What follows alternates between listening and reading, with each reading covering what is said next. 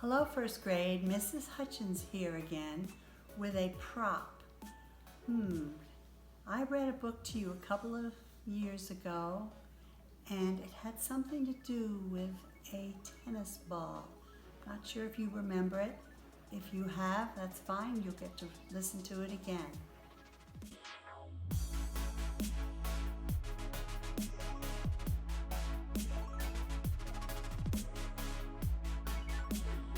So maybe you guessed, The Great Fuzz Frenzy by Janet Stevens and Susan Stevens Crummell.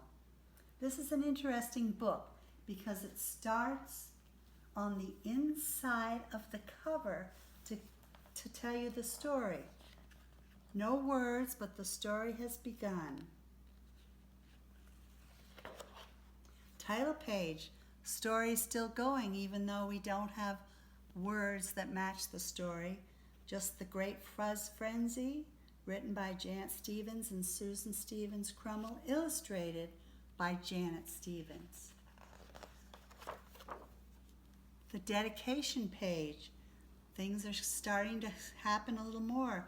There's the first word of the story, woof. Few more words of the story. Violet, where's the ball? Do you think her name is Violet? Yep. Down it went. Boink, boink. Watch out below. Rumble, rumble. Help, help, help. Run for your life. Thump, thump. Plunk.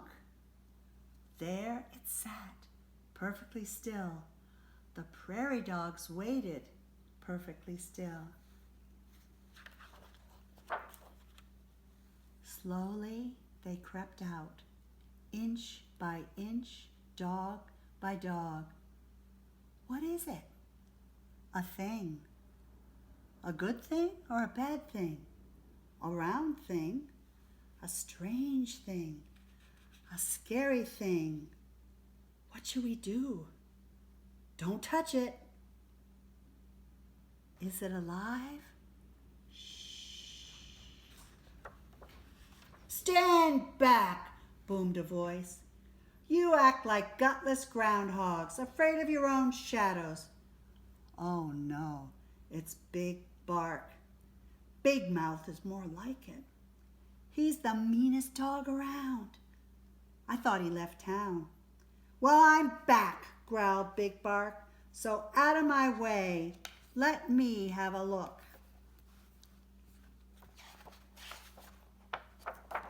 But before anyone could move, Little Pipsqueak raced past Big Bark, reached out and poked the big round thing. No, the crowd yelled.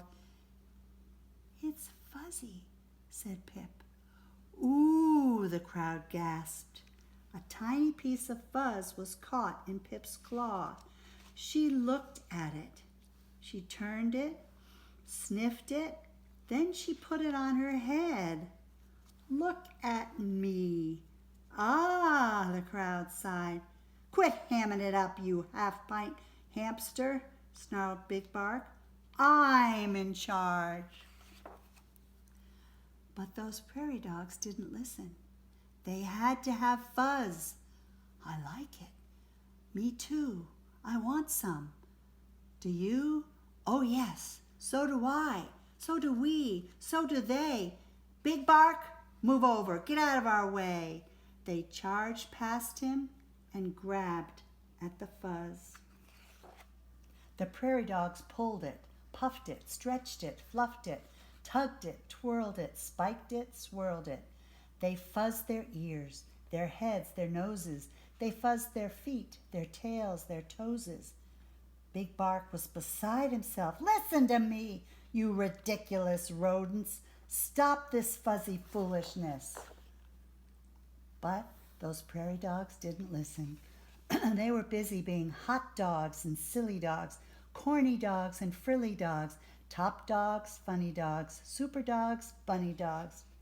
You're all nuts, you squirrely fuzz freaks, yelled Big Bark, storming off.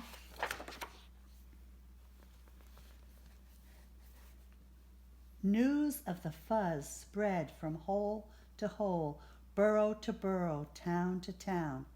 Soon, prairie dogs from everywhere were coming to see that fuzz. They came, they saw, they picked.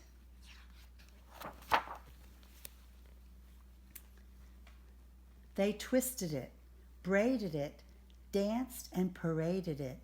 It was a fuzz frenzy, a fuzz fiesta, a fuzz fandangle. The whole prairie was abuzz about fuzz. They picked and pruned and pulled and pinched. They pinched and pulled and pruned and picked until the fuzz ran out.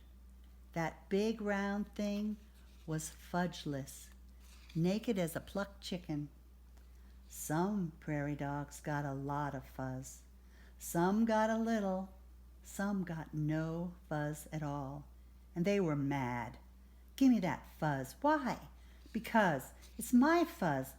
Well, it was. Get that fuzz. Get that fuzz.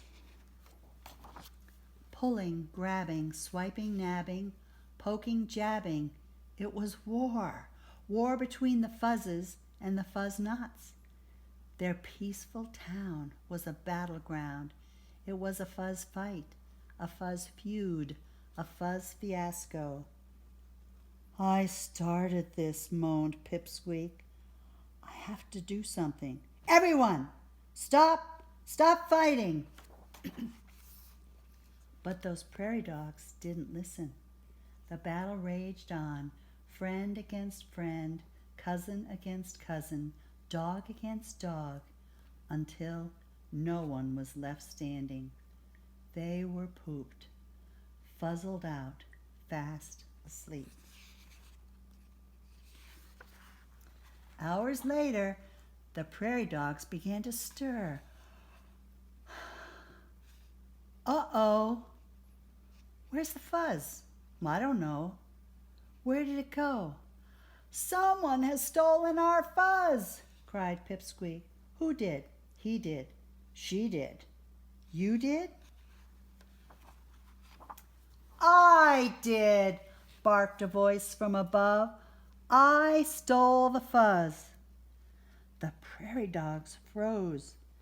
Then they raced up the long tunnel.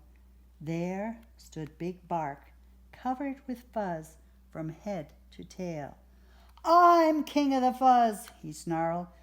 Do you hear me? I'm king of the...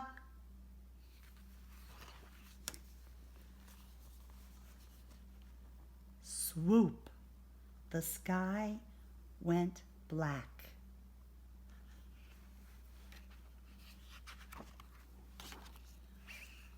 What happened? Where's Big Bark? Look! There he was, high above their heads, dangling from the talons of an eagle. No more Big Bark, the crowd cheered. Yay! Don't yay. He's one of us, yelled Pip. We have to save him. How would you like to be Eagle's lunch? No, the crowd yelled. Big Bark! Wiggle free, the prairie dog shouted. Shake loose! Hurry! We'll catch you! Big Bark twisted and turned, wormed and squirmed. Last he was free of the fuzz. Yay! The crowd cheered. Big Bark fell, faster and faster. No! Prairie dog scattered. Get back here, yelled Pip. Quick! Make a circle. Hold out your paws. They ran left. They ran right, then left. Plop. You saved me, Big Bark cried. but I stole your fuzz. Now it's gone forever. Good, said Pipsqueak. Fuzz is trouble, right? Yay, the crowd cheered. Friend hugged friend. Cousin hugged cousin. Dog hugged dog. We don't need Fuzz, said Pip. But with Eagle around, we do need a watchdog with a big bark. Big Bark rose up on his hind legs. Eagle's back. Bark! This is not a test. Bark! All dogs below.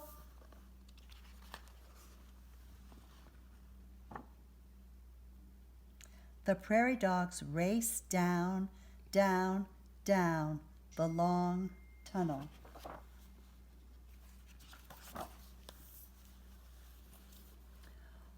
Phew, we made it. That was close. 3 cheers for Big Bark, the best watchdog ever. Yip, yip, yay! Yip, yip, yay! Yip, yip, yay! Just doing my job, Big Bark smiled. Are we ever getting tangled up with Fuzz again? Cried Pipsqueak. No, the crowd yelled. No more Fuzz, no more Fuzz. And from that day forward, the prairie dogs lived happily and fuzzily ever after.